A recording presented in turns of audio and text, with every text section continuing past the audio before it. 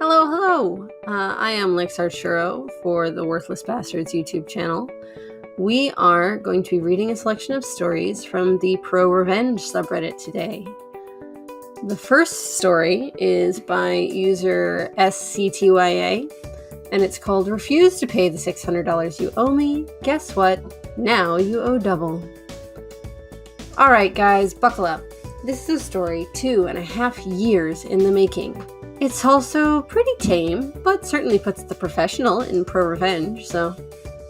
Also, I have all then screenshots and papers, so if you want to see then, let me know and I'll find a way to put them up.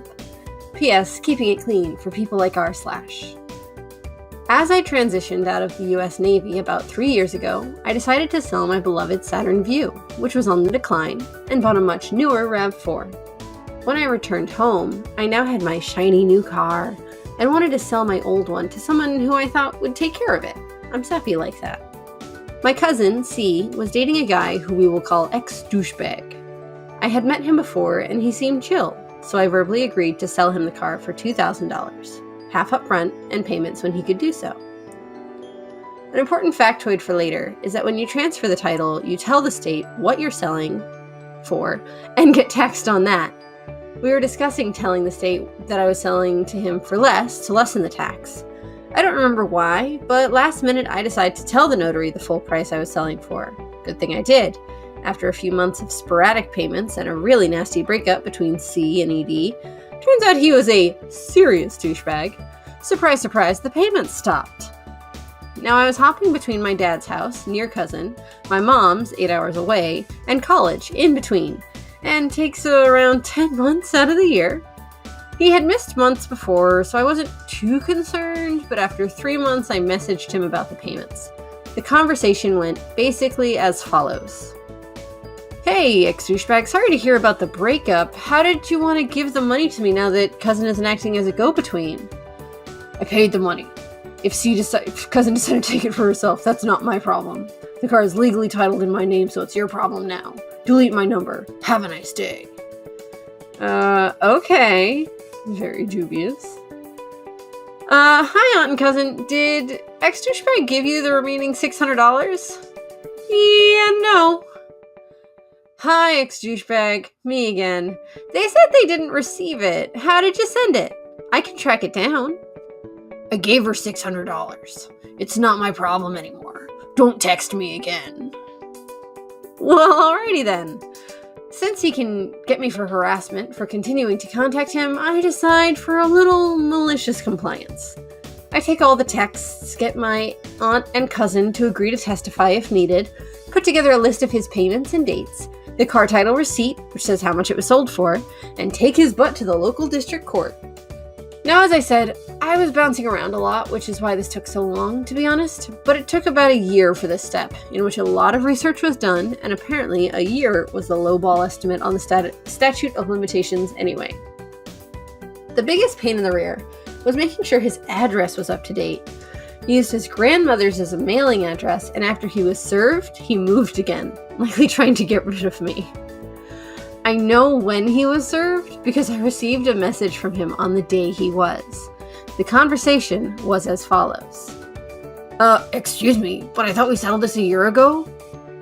Well, sorry, but there's still $600 missing, and you told me not to contact you, so... I already told you I paid. I have to deal with $8,000 for my DUI and $7,000 for my motorcycle accident. I can't deal with this petty stuff. If you take me to court, I'll countersue you for stress and garnish your wages for missing work. At this point, he's trying to get me to tell him what I have on him that can prove he's in trouble. I tell him that he can find out in discovery. He repeats that he would be happy to pay if there was a discrepancy. Which, please. If that were true, we wouldn't be here now, would we?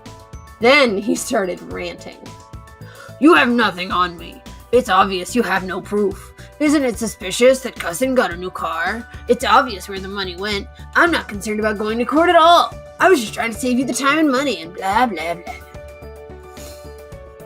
Eventually, I just give up talking to him and say that the court will handle it then. We'll handle it. See you then. He made it clear that his ace in the hole was the fact that we had a verbal agreement. Show me your signed agreement. Huh? Where is it? Fun fact, verbal agreements are enforceable, and Cousin was there to witness it. Now he gets a month to respond to the summons, guilty, not guilty, etc. And then a second date is set for the hearing. But if he doesn't respond, it's default judgment. Last day, he shows up and agrees that he owes the money and does not intend to fight it. Awesome! The court enters judgment for the $600 plus all my filing fees. I did get slightly confused when I got the news of default judgment because I thought he just didn't show up, not that he didn't contest it. At this point, he gets another month to appeal. The day after that date is passed, I gleefully message him again. Hi, ex-douchebag. It's been a month since the judgment and I haven't heard from you. How did you want to proceed? Judgment was wrong. I'm fighting it in court. I never signed anything. That's my defense, and we'll see you in court. You didn't show up, you didn't respond to the letter which the court knows you received, and you didn't appeal within the 30 days. Remember, I thought he didn't even show up. I did show up, and I told her I was fighting. Not my fault they processed it wrong. I lost a whole day of work. We'll be suing for that too, plus whatever else I lose over this. My parole officer and I discussed it, which you've been told is severely wrong, I assume. I just stopped responding. My next step was to file my judgment at the county court, make sure it gets signed after judgment by the judge, learn from my mistake, then wait for a writ of execution. Remember again that all these fees just get added to the total amount he has to pay. Turns out that he moved sometime in all of this, so the sheriff just subpoenaed his address from the post office. Turns out he was living with his new girlfriend. And finally, the conclusion.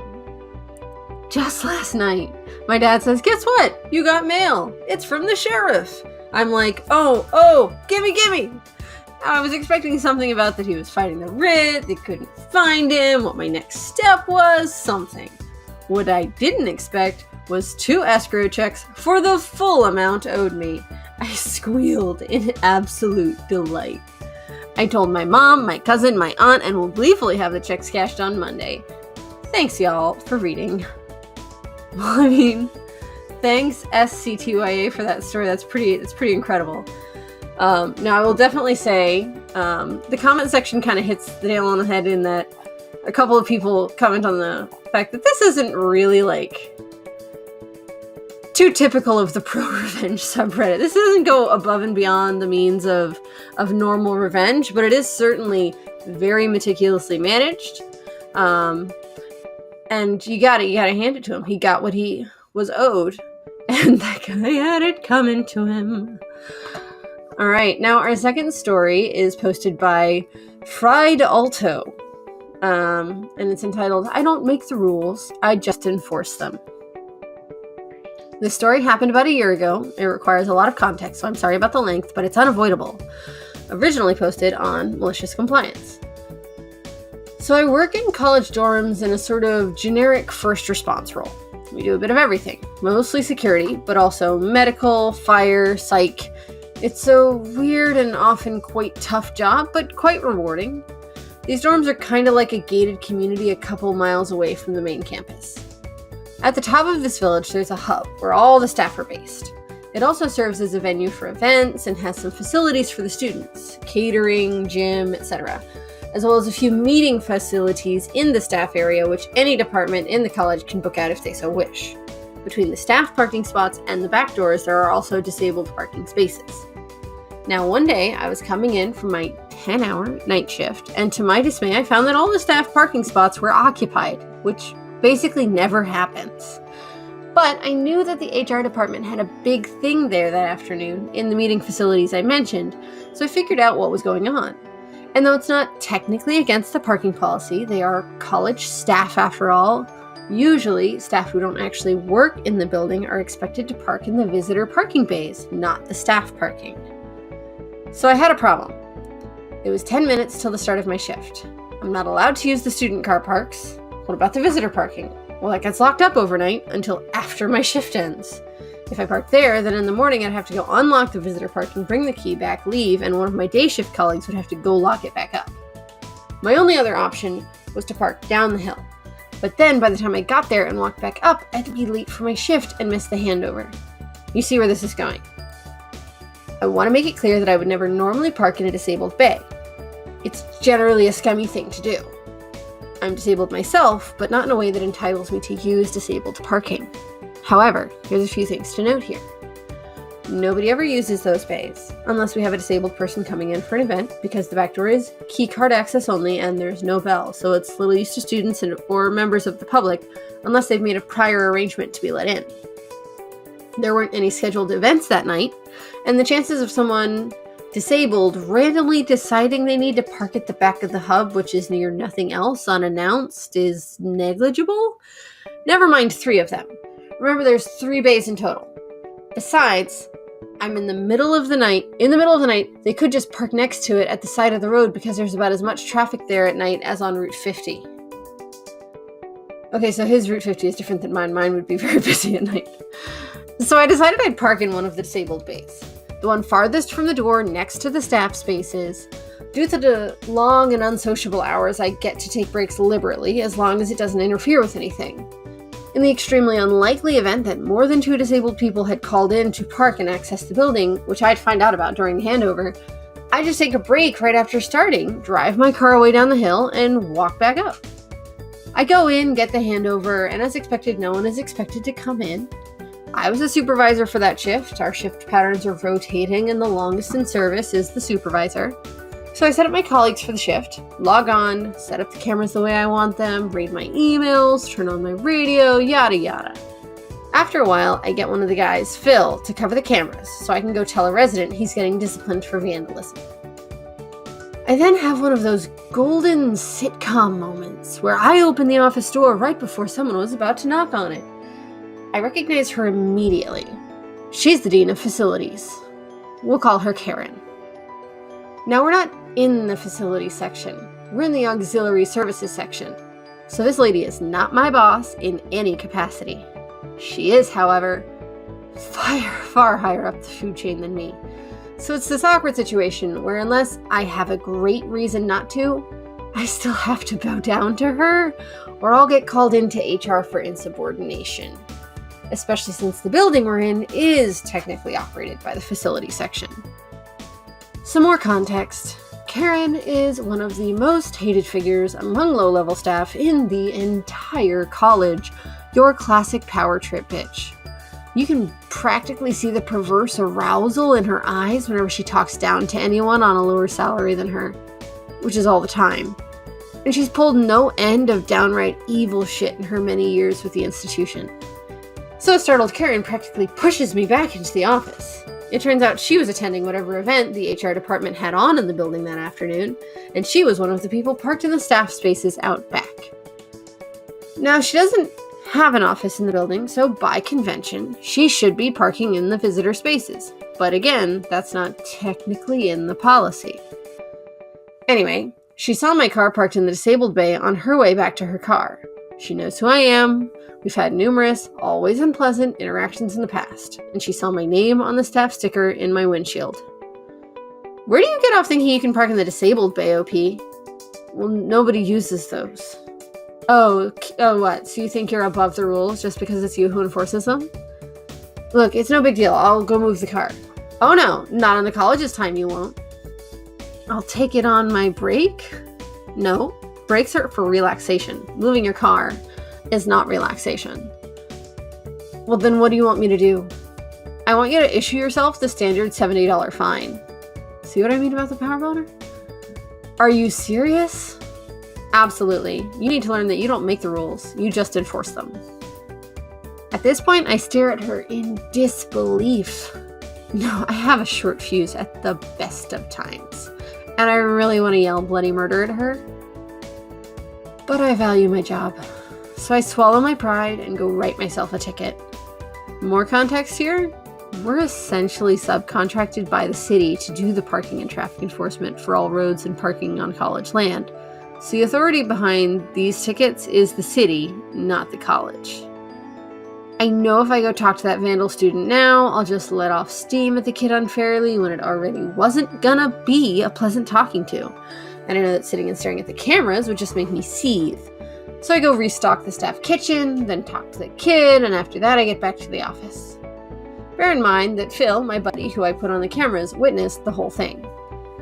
"Is the C still here?" I ask. "She's just on her way out now," he says, pointing at one of the cameras. Followed by, "Huh, that's weird. She's leaving through the front." Karen regularly comes here to use the gym at the end of the workday. It's free for students and staff. That's presumably what she was doing today, too, seeing as it's now been a good 45 minutes since she humiliated me. When she does that, she takes a cab home because she lives at the opposite end of the city and traffic is a nightmare at this time in the evening. And we all know it's a million times less awful being stuck in traffic if it isn't you who's driving. She then takes a cab back in the next morning to pick up her car and drive to the main campus. It's now that I make a beautiful, almost erotic realization. Yeah, I'm a hypocrite, sue me. I pull up the parking policy, scroll through it, and there it is in delicious, bold lettering.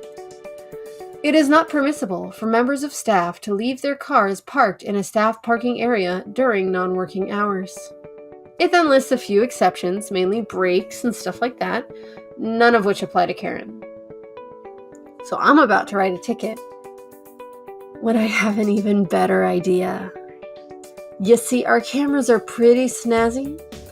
About 6 years ago, all the cameras that monitor the roadways were updated to plate recognition cameras by the city. So now on top of 40 days of saved camera footage, we also have the plate log, which has so far been kept indefinitely and can be used to figure out when a car entered the compound and when a car left, since we only have 3 entry or exit roads.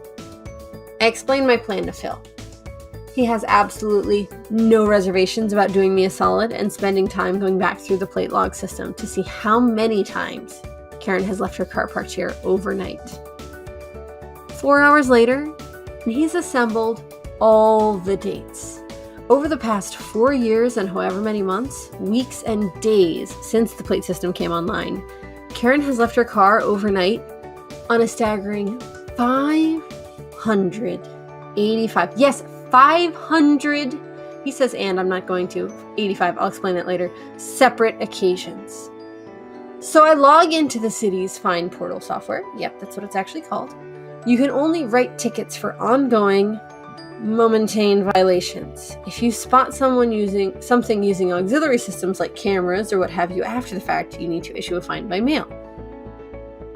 I put in her office address and start entering all 585 dates, times, and copy and paste the reference to the exact part of the parking policy, as well as a city statute that gives this policy the force of law for each single one.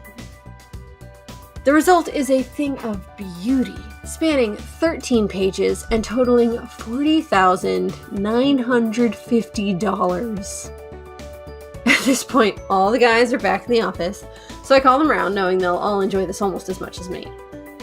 When I press login print, I'm hit with a warning I've never even seen before. The fine you are about to issue exceeds $10,000. Are you sure you wish to proceed? Everyone is dumbstruck. I start laughing, then Phil and everyone else. It's glorious. I print it, stuff it in a windowed, prepaid city envelope, and put it in the external mail. The city doesn't allow us to use the internal mail nor hand deliver fines. I guess it's for paper trail reasons. The cherry on top is, I then get to also issue a ticket and put it under her windshield because of course she's also there that night. Of course, the next time I come into work after she receives this, she's waiting for me in the office.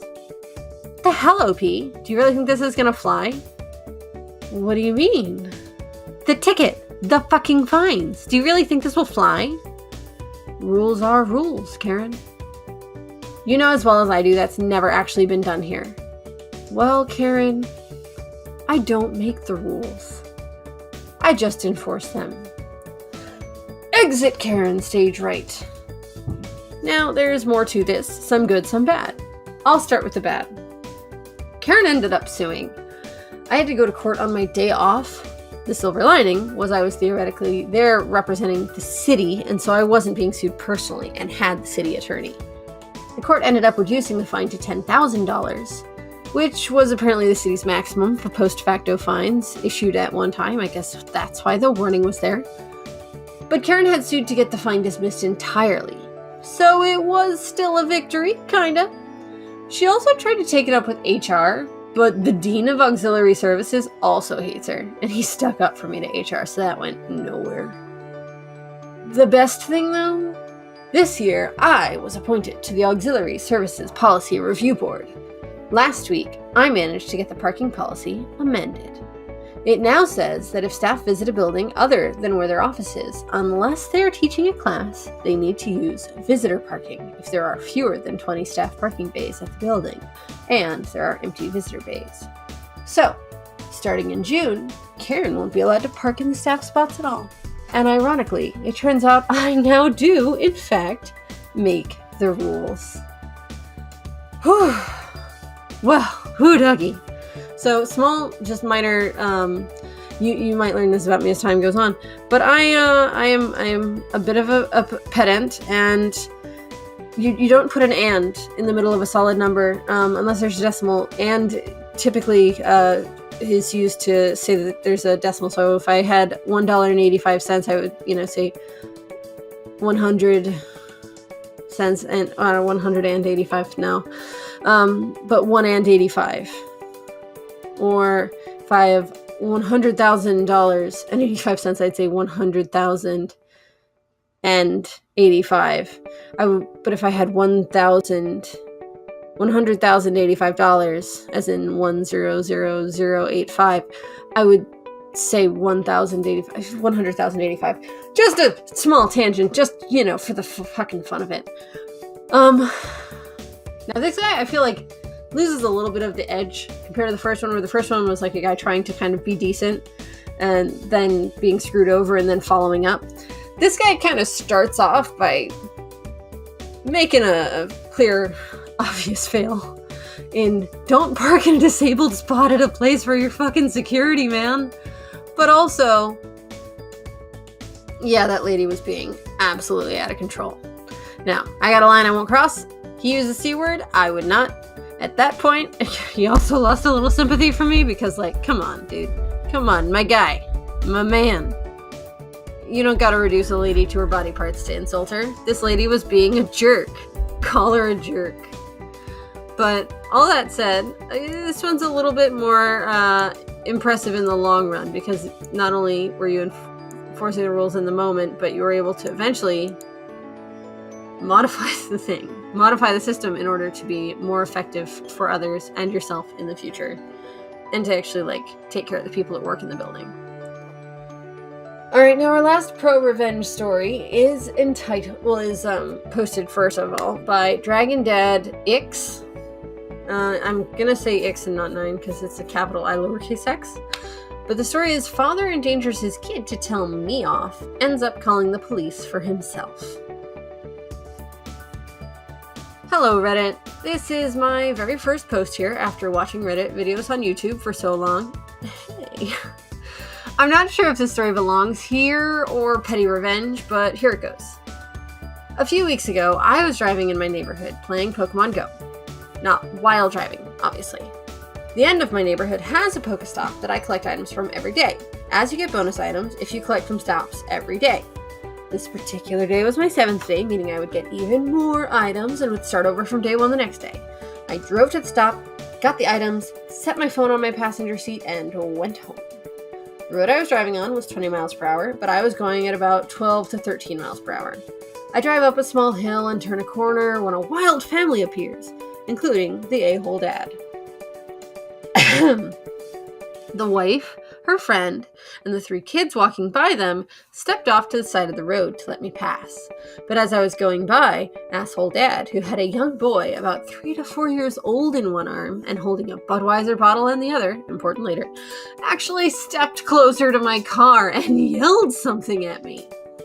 Being as I had gotten into an accident recently and was trying to be as safe as possible, I stopped the car, rolled down my window, and asked if he was alright.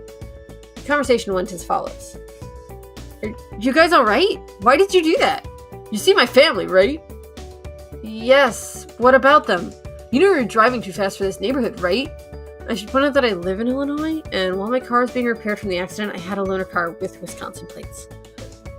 Sir, I was only going about 12 miles per hour, and the limit is 20 here. I wasn't driving too fast.